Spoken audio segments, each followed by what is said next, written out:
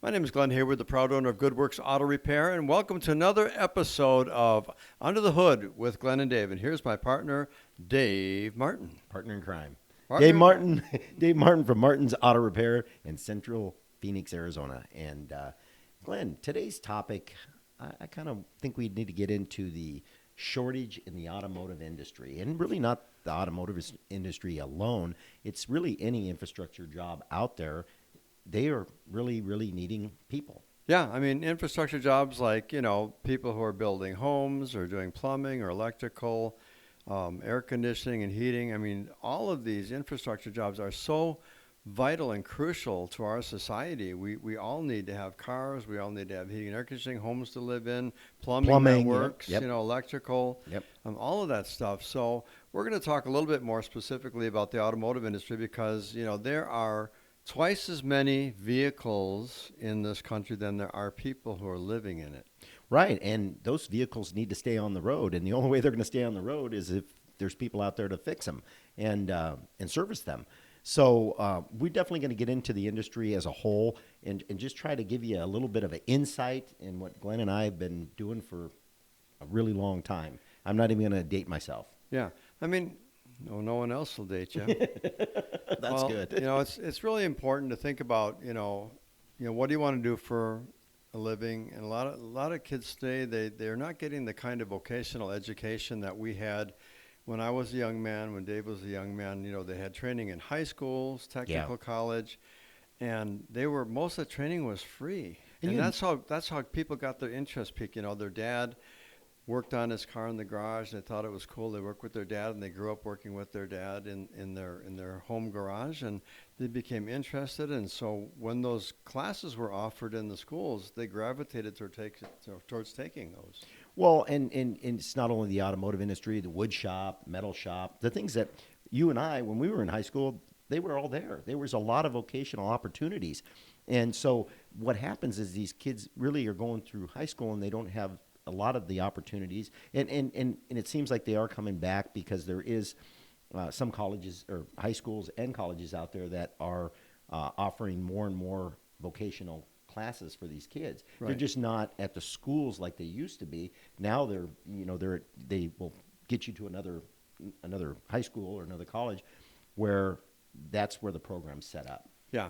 And I mean, I know that, parents have, kind of pushed their kids towards getting a really great job as a doctor, a lawyer, a nurse, or whatever. And believe me, most of those, except for the lawyers, are, great, noble jobs to have.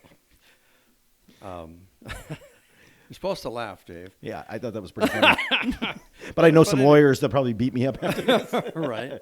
So hope my lawyer isn't listening right now. But really, I mean, you look at, you just said doctors, nurses. I mean, that's infrastructure jobs too, and they are. What would we do without medical people? People want to become police officers now less and less because of all the violence in the streets and the dislike, the hatred towards our boys in blue.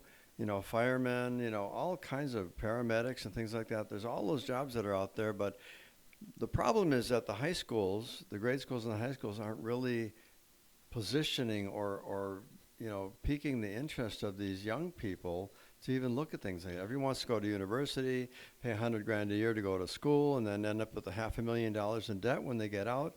And student loans, I mean, that's another big topic, even in the political world. People want to get their debts paid off. Well, we didn't create your debt. Well, and you look at 10, 15 years ago, they really started pushing everybody to go to college. And so here we are, we got a bunch of people. For the last 25 years or more, they have. And there was one of the guys out there, and I can't remember who said it, but one of these guys, he's in the tech world, and he said, a lot of these kids are going to college to do jobs that aren't going to be around in another 5 years. And AI's taking a lot of those jobs away. So really, you got to be creative. If you're a young person, you got to be creative and really try to find something that can get you at a career that can last for a long period of time. And, in the automotive industry, we got techs making six figures, just like you do, Absolutely. But they had to work their way up. They had to get started somewhere. And one of the things that I tell a lot of parents that come to me and they say their kid's really interested in cars, I say, get them a part-time job at an auto repair shop. He might be pushing a broom or she might be pushing the broom for the first 6 months or a year or whatever. But after that, they'll learn. learn little by little, and in 2 years, you really could start making some serious money. Absolutely. And not only that, but the other side of this coin is that, getting an education in the automotive trade, even if you decide that I don't want to work on cars, you can become a manager, you can become a business owner. And even in those areas, you don't necessarily have to know how to fix cars. You have to know how to run business and how to run people. Yeah, business skills, really good Yeah, I career mean, for you. Yeah, this whole industry of ours is really the hospitality industry, right? yeah. Well, and if you really, really like people, it's a great career for you too. You can get into service writing. You don't have to be a technician. You don't have to fix cars. You can get into the front office, and you can. We can teach you about cars. We can teach you all of the business part of it. But you have to like people. That's what I tell everybody. If you like people, it'd be a great job for you. Right. And I would say that most shops start you at $20 to $22 an hour, even at entry level, without having a whole lot of skills at all. And they allow you to, oftentimes use some of the shop's tools until you acquire enough of your own. And tools can be very expensive, especially the specialty tools. Yeah. Basic tool box full of tools can maybe cost you $300-400. So it's not going to, kill you to start off in this industry. And even if you drop out of the industry, you'll still have useful tools for working on other things. And I'm sure you probably do the same thing that we do, like the really expensive tools, the equipment that we end up absorbing that and buying that. Absolutely. Like, the owners of shops, we buy the AC machines, the alignment machines, all those things that cost tens of thousands of dollars. Yeah. And, the techs, as they become, more skilled in what they're doing at different levels, they start off at, like a general service, and you go to C Tech, B Tech, A Tech, and then there's master technicians. And the master techs, they're making so much money that if they want to buy that $400 or $500 whatever, but most of the scan tools and things that you plug into the vehicle to do diagnostics, things like that, are paid for by the shop. Right, and they're thousands of dollars. The scan tools that actually don't just read codes, they actually go in and help us with the diagnostic part of it. Absolutely, and they can program vehicles and Yeah. things. There's lots of opportunities out there. The techs buy their own hand tools. They, like you're talking sockets, you're talking wrenches, you're talking screwdrivers, hammers. The hand tools the techs usually purchase, and they usually bring that to the shop with them. But the expensive electronic tools, the diagnostic tools, like Glenn alluded to, the AC machine, all the big stuff, the shop provides that usually. Yeah, those AC machines are between $5,000 and $8,000 a piece. Yeah. My alignment machine was $70,000. So I don't ask my techs to pay for that stuff. Yeah. They're a necessity to have for our customers, and it wouldn't be incumbent upon me to ask the techs to pay for that equipment, even though they're the ones using it. The business benefits from it, the techs benefit, everyone benefits. And at the end of the day, the shop has to take those encumbrances. Right, and we want our techs to be as efficient as possible, because the customer's without their car, and we understand that without your car, it's really inconvenient. So we try to be as efficient as possible. And I know, Glenn, you do the same thing I do. You buy, you get the tools that make your techs the most efficient as possible, so we can get the cars in and out and make our customers happy. Exactly. So what we're trying to do is, not burden you with thinking, oh, how am I going to show up? And, I don't have, a $20,000 toolbox and whatever. Yeah. That comes much later. In fact, even before I owned this business, I had like a triple stack Craftsman box. And then a guy happened to drive by and offer me this big, beautiful Matco double stack box, which is 3 times the size of what I had before. And his wife said, I want this out of the garage, and you either get it out of here or you can leave with it, And so he came up, and I got a smoking deal on a $7,000 twin box I got it for $1,500. So Yeah, that's a these good things deal. come along, as you are in the industry and so on. So it's not to worry about having that. You can go to Harbor Freight and get some decent toolboxes. I got a couple of the big boxes in my garage at home. Right, and you even show you show a real interest in this, and you show your value when you go in and you start working even a part-time, doing just whatever we got you doing, and you really, really do it well. I've went out and got toolboxes and put them in the shop and put some tools in there just to get the guy started. Yeah, and because I'm not working on cars much at all anymore, I offer my tools to the new techs as well. Yeah. When they need something, they don't have it, here you go. I've got, $50,000 worth of tools sitting there that are collecting dust. Right, And the important thing is that we want you to be organized. We want you to be clean. It's really important in my shop, and I know yours too, Glenn, that we if you're really organized and you're really clean about what you do, you're going to be way more efficient, and it's just going to be all around better for everybody in the shop. Right, and you might be asking, if you're one of the listeners out there, well, do you guys have benefits? I mean, okay, you pay a decent amount of money, you can make six figures, but, is there health insurance? Is there 401ks? Is there, what's out there, Dave? Yeah, a lot. And we're always trying to find new ways to help our team with benefits. If they're looking to get a certain benefit, we go out and do the research and we try to find them that benefit. There's paid time off, there's 401k like you mentioned, there's health insurance. We buy the uniforms. We keep them.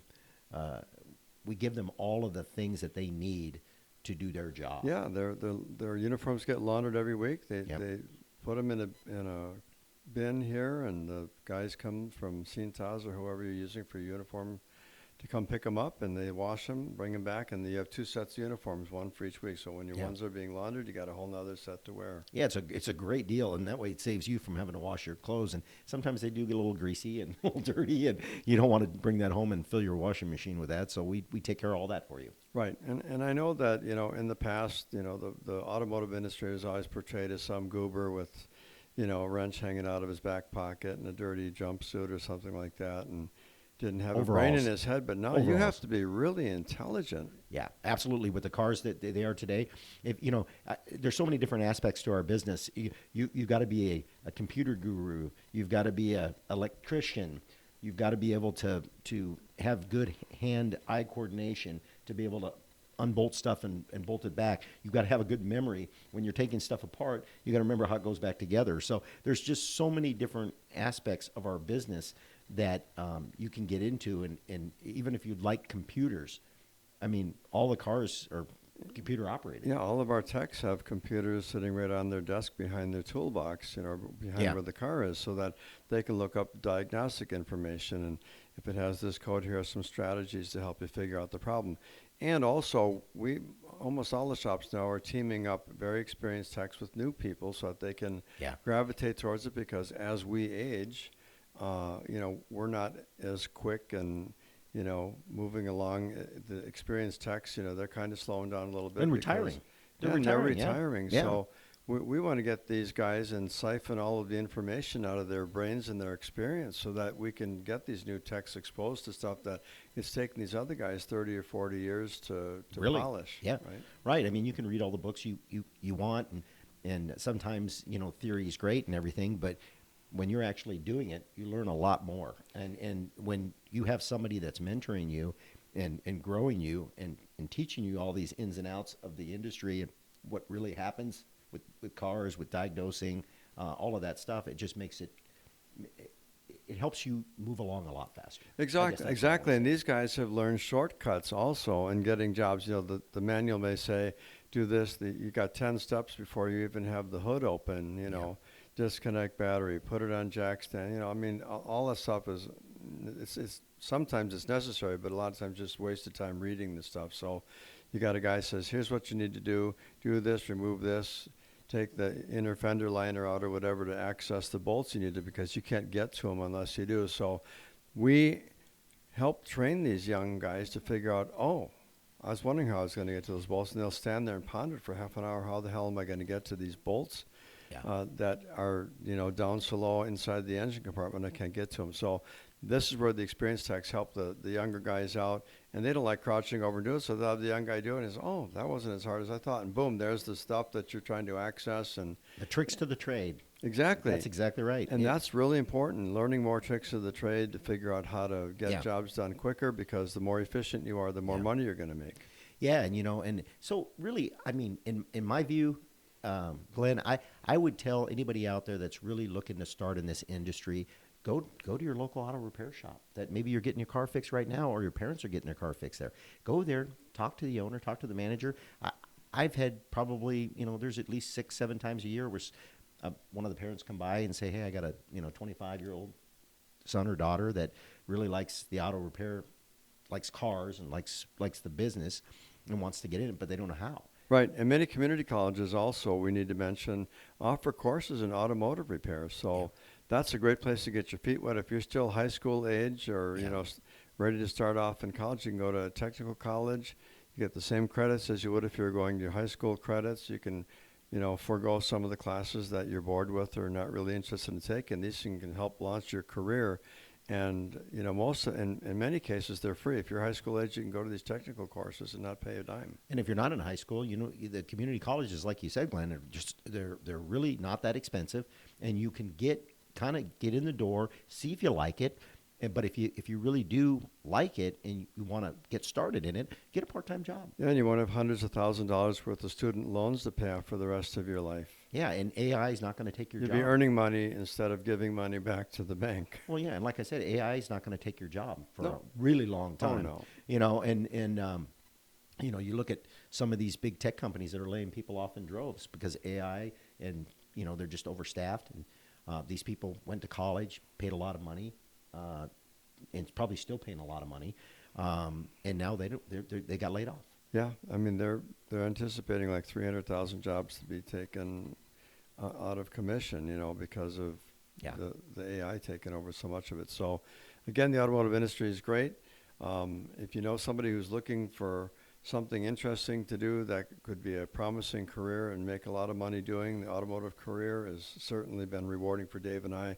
We both have over 50 years, collectively 100 years in this business, and it's really been great for us, and I still love it. We still both go to work today, every day, I should say, and, enjoy what we do, love what we do. It's a people business. You're dealing with great people, great customers, and sometimes you're dealing with people who aren't so great, but, that goes along with anything, right, in life. So if you know someone who's interested in this, download this podcast, Under the Hood with Glen and Dave. And show it to them. Yep. Say, hey, here's something you might want to consider.